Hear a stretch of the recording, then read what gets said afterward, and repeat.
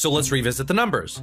There are over 5,800 Greek manuscripts, 10,000 Latin manuscripts, and 9,300 manuscripts from other ancient languages. And some of these manuscripts date as early as the 2nd century AD, meaning they were copied within a few generations of the original writings. And not only that, but many writings of the church fathers or church leaders who lived in the first few centuries after Christ quoted and referenced the New Testament so extensively that even if we had no surviving manuscripts, we could reconstruct almost the entire New Testament just from the writings alone. That is not true. Although the church fathers do quote most of the New Testament, you would not know how to put those quotes together. And in any case, many of the quotes disagree with each other, probably because the church fathers were working from memory or from different manuscript traditions.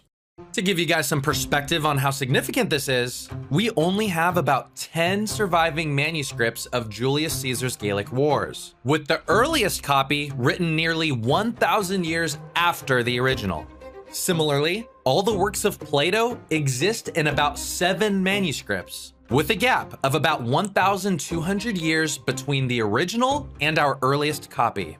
What is the point here? There are a lot of manuscripts of the New Testament because, as you said, Christians thought it was very important to copy this stuff because everyone needed to have it. Many early Christians would rewrite the letters of prominent believers so that their churches and families can have them.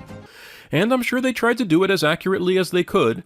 As with all textual transmission, there are times and places where the scribes were untrained and produced shoddy results, and other times and places where professional scribes produced excellent copies. But what is your point? You are trying to demonstrate that we can trust that the Bible is the Word of God. All you have told me so far is that people have made lots of copies. So when I went to college, I remember sitting in class during a lecture and the topic of Jesus popped up. And someone laughed and joked and said, yeah, if Jesus existed. And what I find so interesting is that Plato's existence is only supported by 7 manuscripts and no scholar questions his existence. First of all, there are way more than 7 manuscripts. I don't know where you got that number from. And Plato's existence is attested by contemporaries such as Aristotle and by historians who lived much closer to that time.